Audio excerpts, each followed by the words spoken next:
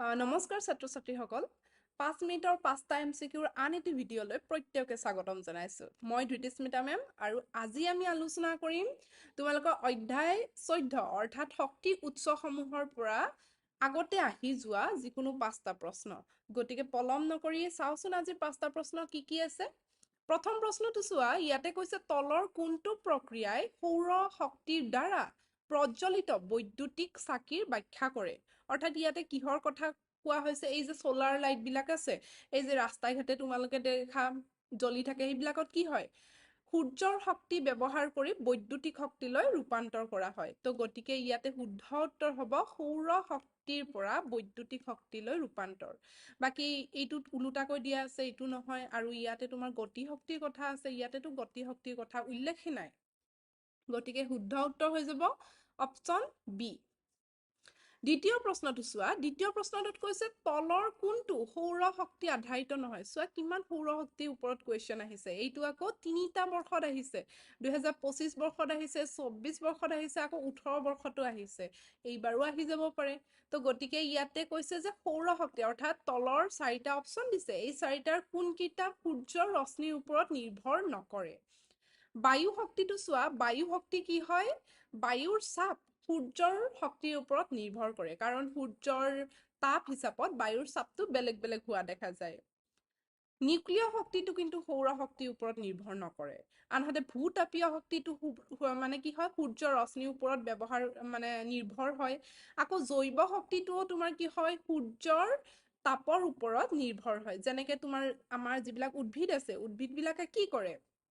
উদ্ভিদ বিলাকে সূৰ্যৰ ৰশ্মি ব্যৱহাৰ কৰি সালোক সংশ্লেষণ কৰে তাৰ মানে নিজে নিজৰ খাদ্য প্ৰস্তুত কৰে আৰু এই ক্ষেত্ৰত কি কৰে তেওঁলোকে মানে উদ্ভিদ বিলাকে সূৰ্যৰ ৰশ্মি ব্যৱহাৰ কৰে আৰু পিছত যেতিয়া বহুত বছৰ পিছত তোমাৰ উদ্ভিদবোৰ মৰি যাব গেলি পচি মাটিৰ লগত মিহলি হৈ যাব তেতিয়া সেই শক্তিখিনিয়ে জৈৱ গেছ হিচাপে তোমাৰ ওলায় তো ইয়াতে কি হ'ল সূৰ্যৰ ওপৰত নিৰ্ভৰ কৰে তো গতিকে শুদ্ধ উত্তৰ হ'ব অপচন বি 3 নম্বৰ প্ৰশ্নটো চোৱা ইয়াত দিয়া কোনটো শক্তিৰ নৱীকৰণযোগ্য উৎস নহয় অৰ্থাৎ ইয়াতে চাৰিটা অপচন দিয়া আছে ইয়াতে কোনটো নৱীকৰণযোগ্য উৎস নহয় সেইটো সুধিছে এতিয়া চোৱা নৱীকৰণযোগ্য উৎস মানে কি হয় যিবিলাক আমি যিমান ব্যৱহাৰ কৰো সেইবিলাক শেষ হৈ নাযায় কেতিয়াও শেষ হৈ নাযায় এতিয়া যদি আমি চাওঁ সূৰ্যৰ ৰশ্মি আমি যিমানে ব্যৱহাৰ কৰি নাথাকো কিয় ই কেতিয়াবা জানো শেষ হৈ যাব নহয় বতাহ কেতিয়াও নোহোৱা নহয় তাৰ পাছত তোমাৰ পানী তোমাৰ আমাৰ নোহোৱা হৈ নাযায় কাৰণ পানী এটা কি থাকে চাইকেল থাকে ৱাটাৰ চাইকেল এটা থাকে চক্ৰ পানী চক্ৰটো যে ইয়াতে কি হয় আমি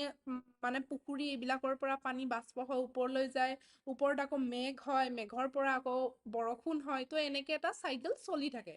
এই চাইকেলটোৰ কাৰণে তোমাৰ আমাৰ পানী কেতিয়াও পৃথিৱীৰ পৰা শেষ হৈ নাযায় গতিকে ইয়াতে কোনটো হ'ব উত্তৰ হ'ব চি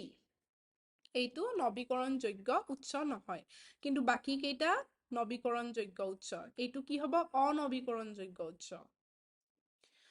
এইবাৰ 4 নম্বৰ প্ৰশ্নটো চোৱা কয়লা আৰু পেট্ৰলিয়াম গঠনৰ উৎস হ'ল তাৰ মানে আলটিমেটলি ইয়াতে কি সুধিছে কয়লা আৰু পেট্ৰলিয়াম ক'ৰ পৰা গঠন হয় তো ইয়াতে গোটেই কেইটা উত্তৰ কেইটাৰ ভিতৰত যদি চোৱা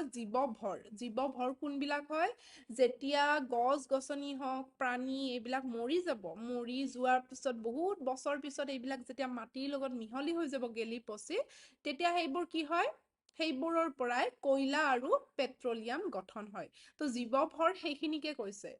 তো এই গেলি পচি যোৱা বস্তুখিনিকে জীৱভৰ কৈছে আৰু ইয়াৰ পৰাই কয়লা আৰু পেট্ৰলিয়াম উৎপন্ন হয় বাকি এইবিলাক বাকি কেইটা নহয়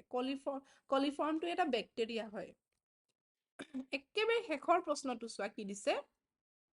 ইয়াতে কৈছে শক্তি প্ৰবাহৰ ৰৈখিক চিত্ৰৰ পৰা এটা কথা স্পষ্ট হয় যে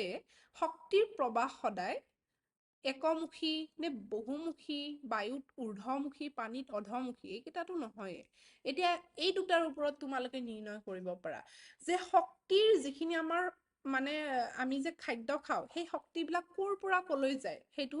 চাব লাগিব এতিয়া যদি তোমালোকে চোৱা উদ্ভিদ অকে উদ্ভিদক কোনে খায় উদ্ভিদক খায় তৃণভোজী প্ৰাণীয়ে তৃণভোজী প্ৰাণীয়ে। আকৌ তৃণভোজী প্ৰাণীক কোনে খাব? মাংসভোজী প্ৰাণীয়ে খাব।